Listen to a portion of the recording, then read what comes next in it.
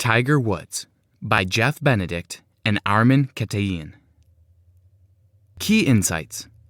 Tiger Woods is a name that comes to mind when discussing golf. But because of unfortunate events in his life, his name also comes up when the topic of infidelity arises. When Woods was under scrutiny for his marital problems, he decided to take a break from his golfing career to deal with these issues. However, Woods is back in the spotlight to use his talent to gain success once again. As a human being, he might not have been lovable or even likable, but as a performer, he possessed unsurpassed talents that he honed through a lifetime of practice. On Sunday afternoons, he shared his gifts with millions, enabling them to forget reality and vicariously experience thrills that were more exhilarating than anything felt in a church pew.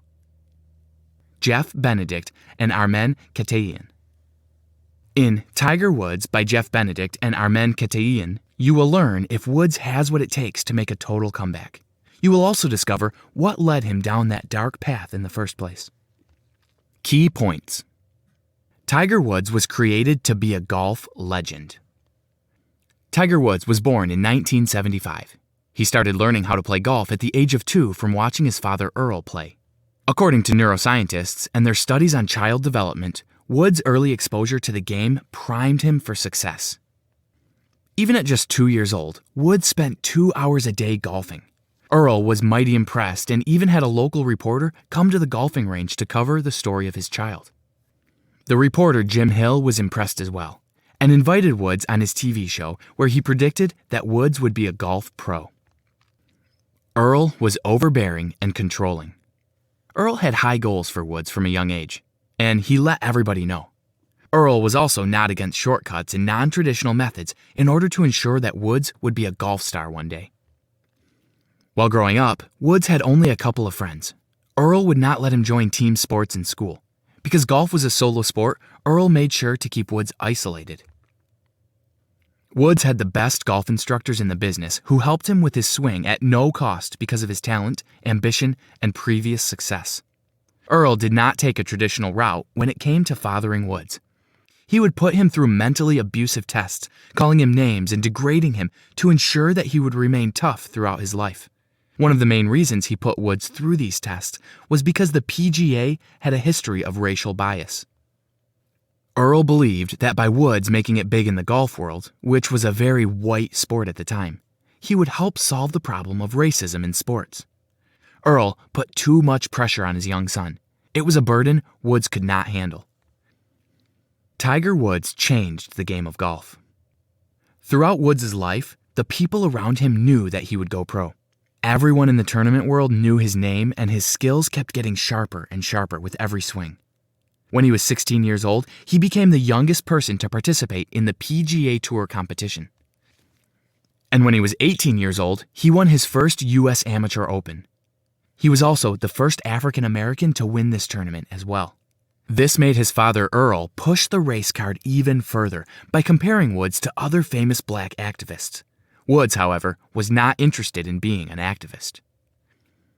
Woods then attended Stanford University on a full golf scholarship, where he studied economics for 2 years before deciding to be a pro golfer. Woods was pressured by his parents to quit his education and go pro to earn money. He became an official pro in 1996 and received endorsement deals from Nike and Titleist. He was worth more than $60 million before his first game as a pro golfer. Woods got into trouble outside of the spotlight. Tiger Woods was a name that you heard over and over in the golf world. At the age of 21, he won his first Masters tournament. Because of his quick success, he gained a lot of followers. At the age of 24, he won a career Grand Slam, which means winning 4 big international tournaments. But even with all his success, Woods was never done practicing. He was never satisfied. He even asked his coach, Butch Harmon, to help him redesign his classic swing. A lot of Woods' competition was intimidated by him because he was such a determined and ambitious player. His father had done his duty of preparing Woods mentally, but his mental mindset also got him into trouble behind the scenes. Woods was making millions, and with that came women who wanted a part of it. Despite having a family and kids, Woods pursued these women. In 2004, Woods married his lovely wife, Elin Nordegren, and from the outside, the couple looked happy and whole. However, that wasn't so. Woods was having affairs left and right, in hotels as well as his own home. Because Woods was so successful, he acted as if he could behave without consequences. And because of his lack of affection from his parents and friends, he led a reckless life searching for intimacy. When things start to unravel. In the year 2009, the National Enquirer released an article on Woods' secret affair with a nightclub manager named Rachel Uchitel. Reporters ate this story up and stalked Uchitel until they confirmed the affair. Woods denied the affair. He even set up a call between Uchitel and Elin to try to prove that nothing was happening between them. The night before Thanksgiving, Elin took a peek into Woods' phone and found a text to Uchitel declaring his love. When Woods heard his wife crying, he woke up startled by his sleeping pill-induced sleep. He immediately got into his car to drive away from the scene, but ended up crashing into his neighbor's driveway. The news of the crash was the buzz around the world. Woods had no choice but to fess up to all his affairs. Many women came forward as well. That is when Woods decided to announce a break from golf. Woods was more publicized than the 9/11 attacks and became the cover of the New York Post for 21 days in a row. Because of this, he lost many of his endorsement deals. That's when Woods decided he needed to take a look at his behaviors throughout the years. Tiger's treatment.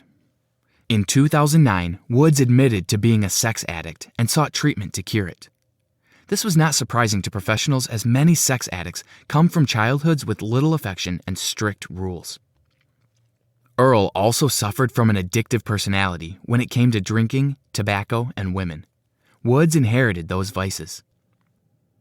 In August 2010, Woods and Elin divorced, and he continued to play golf. However, he did not feel the same way about the sport. A big part of this is because his coach, Hank Haney, quit because of the one-sided relationship that he felt he and Woods had. Woods gave no interest to anyone but himself. Woods' game was worse than it had ever been. He tried to overcompensate by practicing regular weightlifting, but it had negative health consequences. In 2014, Woods had to endure 3 spinal surgeries, which required recovery time and another break from the sport. Tiger's return. In November of 2017, Woods returned to the professional golf scene after a long hiatus. Right before his comeback, Woods had another scandal with an accident involving the abuse of painkillers. But this time, instead of denying it, he took the blame right away and owned up to his mistake. He once again sought the help of professionals. After his hiatus, Woods took 9th out of 18 in his first golf game. His progress to be where he continued, and he plans to play full-time. The people around him noticed his cold personality turn warmer and cheerier. Woods has become more engaged with his fans and following. Woods also has become a better father, spending more time with his children.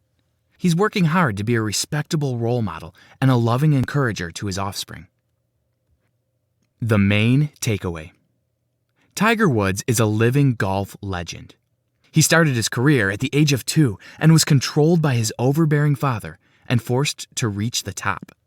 However, his upbringing brought about destructive behavior later in life. Woods is now working hard to change his image while still improving his game. Hi, I'm Rhonda, and this is an exclusive audiobook video recorded for the Audiobook Master Channel. Enjoy your audiobook and have fun learning. Don't forget to subscribe and hit the notification button so you'll get updated on our next upload.